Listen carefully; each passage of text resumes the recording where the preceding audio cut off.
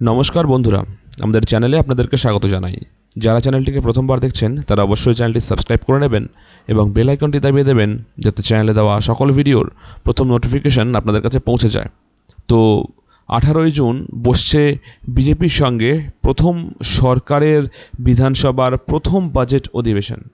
ওই দিন রাজ্যপালের ভাষণ দিয়ে অধিবেশন শুরু করা হবে। বাজেট পেশ হবে 22শে জুন।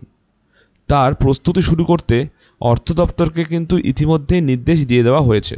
বিধানসভায় পরিষদীয় দপ্তরকেও প্রয়োজনীয় ব্যবস্থাপনার কথা জানিয়ে দেওয়া হয়েছে। সরকারি সূত্রের খবর, জরুরি কিছু বিলও এর মধ্যে আসতে পারে।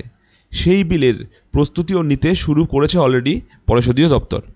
ভোটের আগে ভোটের অন অ্যাকাউন্ট পেশ করেছিল বিগত তৃণমূল সরকার। এবার বিজেপি সরকার পেশ করবে পূর্ণাঙ্গ বাজেট।